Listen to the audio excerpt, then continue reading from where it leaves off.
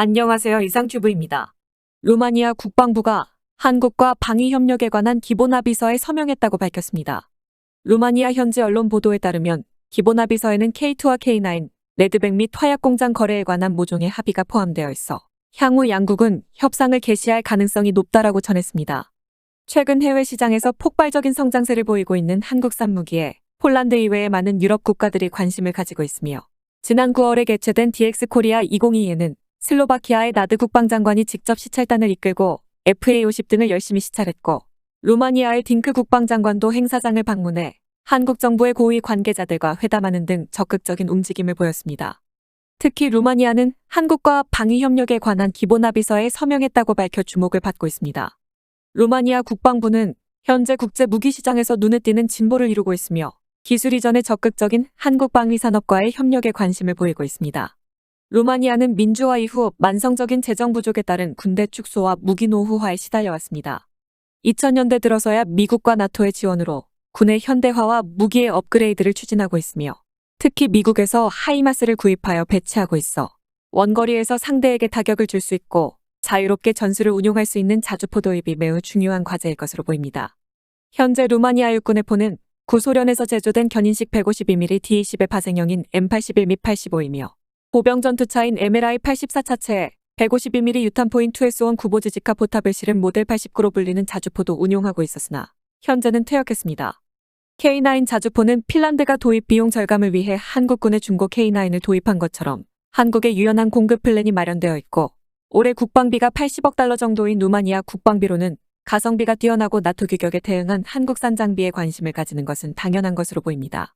특히 DX 코리아 2022 방산 전시회에서 한국 정부 고위 관계자와 회담한 딩크 국방장관은 한국산 무기들이 나토 장비 규격에 따라 개발되고 있는 점을 높이 평가했으며 루마니아군이 미래에 실시할 장비 조달 프로그램에 한국 기업도 참여해달라고 요청하는 등 양국은 양국 간 군사협력에 관한 틀을 정한 협정에 이미 서명한 바 있습니다. 이 협정에는 공동훈련과 사이버 방위, 군사교육 등의 분야에서 협력 관계를 강화할 것을 강조하고 있는데 군사기술 이전을 포함한 개발 협력과 루마니아 내 장비 제조에 관한 가능성 평가도 포함되어 있다고 현재 언론인 디펜스 루마니아가 전했습니다. 디펜스 루마니아에 따르면 양국 간의 체결한 내용은 불분명하지만 한국이 유럽에서 수주받은 장비를 감안하면 전차나 자주포에 관심이 있는 것 아니냐고 지적했으나 현재 언론의 보도에 따르면 이번에 서명한 기본합의서에는 4개의 품목이 조달 목록에 포함되어 있는 것으로 알려졌습니다.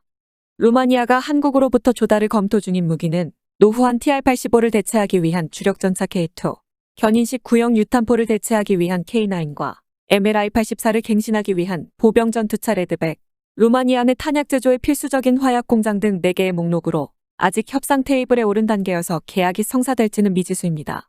다만 루마니아 국방부는 한국산 무기 도입을 결정짓는 요소는 기술 이전과 공급 보증의 중요성이라고 밝혀 이는 한국이 폴란드와 대규모 현지 제조 계약을 체결하여 한국이 폴란드에 대규모 무기를 공급해야 하는 상황에서 루마니아가 원하는 시기에 한국이 무기를 공급할 수 있는지를 의식하는 것으로 보입니다. 하지만 한국과 폴란드의 관계는 크랩 자주포 제조 등의 단계를 밟아 신뢰관계를 높여온 배경이 있으므로 루마니아가 한국과 폴란드 수준의 관계를 바로 구축할 수 있는 것은 아닙니다. 어쨌든 루마니아 언론들의 보도에서 드러나는 것은 무기의 공급 보증과 기술 이전이어서 한국이 이러한 부분에 신경을 쓴다면 루마니아에도 무기 수출이 가능할 것으로 보입니다. 한 가지 소식을 더 전해드리겠습니다. 폴란드에 떨어진 미사일이 러시아제가 아닌 우크라이나의 미사일일 가능성도 있다고 보도되고 있습니다. 폴란드 라디오 방송 GT는 이날 경로를 벗어난 미사일 2발이 폴란드 동부 우크라이나 국경지대 마을 프르제워도에 떨어져 2명이 사망했다고 보도했습니다. 이 마을은 우크라이나 국경에서 4마일밖에 떨어져 있지 않습니다.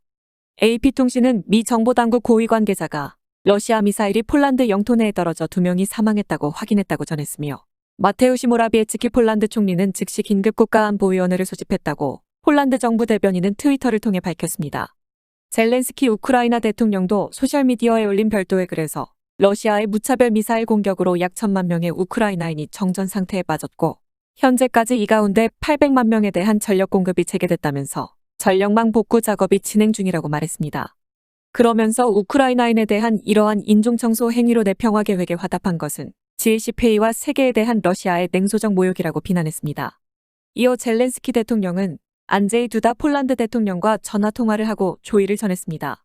그는 트위터에 올린 글에서 러시아의 미사일 테러로 인한 폴란드 시민의 사망에 조의를 표했다. 우리는 구할 수 있었던 정보를 교환하고 모든 사실관계를 명확히 했다. 우크라이나와 폴란드, 유럽 전체와 세계는 러시아 테러리스트로부터 완전히 보호받아야만 한다고 말했습니다. 하지만 러시아는 이를 강력하게 부인하고 있습니다. 폴란드령 프르제워도호에 떨어진 미사일 문제에 대해 러시아 국방부는 상황을 고조시키기 위한 폴란드의 의도적인 도발로 우크라이나와 폴란드 접경 지역에 있는 목표에 러시아 무기가 명중한 사실은 없다고 밝혔습니다. 이어 폴란드 언론들이 열심히 보도하고 있는 미사일 잔해에 대해서도 러시아 무기와는 무관하다고 덧붙였습니다. 러시아 측 전문가들은 우크라이나군이 사용하는 S-300 요격탄이 폴란드령 프르제워도호에 떨어졌을 가능성이 높다고 주장하고 있으나 크레바 우크라이나 외무장관은 러시아의 음모론을 믿지 말라. 이교훈은 MH17 격추 사건에서 이미 배웠을 것이라고 호소하고 있습니다. 현 시점에서 폴란드 정부와 미 국방부는 폴란드에 떨어진 미사일이 러시아군의 것이라고 단정하지 않고 있습니다. 폴란드 언론 폴센뉴는 우크라이나 전문가의 의견을 인용해 프르제워도호에 떨어진 미사일은 공중발사용 순항미사일인 KH-101이라고 보도했지만 현장에서 발견된 떨어진 미사일 잔해 중 하나는 S-300에서 사용되는 요격탄 OV-55일 가능성이 높은 것으로 알려졌습니다.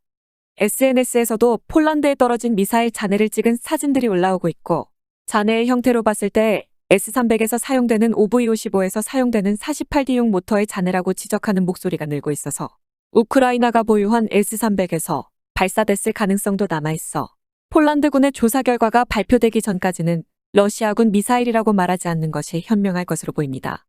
만일 잔해가 OV-55였다면 사거리로 따져보자면 러시아군보다 우크라이나군이 보유한 S-300에서 발사됐을 가능성이 높은 것으로 보이지만 프르제워도호에는 미사일이 2발이 떨어진 것으로 알려져 KH-101과 OV-55일 가능성도 남아있습니다. 이와 관련하여 폴란드 정부는 러시아 대사를 외무부로 소환하고 즉각 상세한 설명을 요구한 것으로 밝혀져 만약 러시아군의 소행으로 단정되어 외교적 수단을 통한 문제 해결을 러시아가 거부한다면 폴란드는 제어조 발동을 나토에 요청할 수 있기 때문에 이 문제는 매우 민감한 문제가 될 것입니다. 폴란드 정부는 이 문제가 나토 사조에 따른 절차를 개시할 근거가 있는지 확인하기로 했다고 밝혔으며 만약 폴란드 정부가 나토 제4조에 따른 협의를 요청하게 된다면 이 문제는 나토 이사회로 넘어가 나토 회원국들은 정식으로 본건 대처를 논의해야 합니다. 나토 헌장사조는 영토 보전과 정치적 독립 또는 국가 안보가 위협받고 있는 특정 회원국의 의견이 있을 경우 회원국이 함께 문제 협의한다라는 조항입니다. 아마도 폴란드는 제5조의 발동을 요구할 생각은 없고 자국의 안전을 강화하기 위해 가맹국의 폴란드에 추가 부대 파견이나 방공 시스템 및 전투기의 파견을 요청할 것으로 보입니다.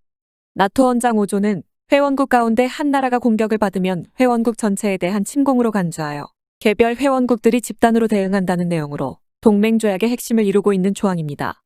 폴란드의 두다 대통령은 자국 영토에 떨어진 미사일을 누가 발사했는지 정확한 정보는 없으며 그것이 러시아산이었다는 것만 확인했다고 말하고 있어 폴란드에 떨어진 미사일에 대한 진위 공방은 시간이 걸릴 것으로 보입니다. 이상 마치겠습니다. 시청해주셔서 고맙습니다. 이상튜브였습니다.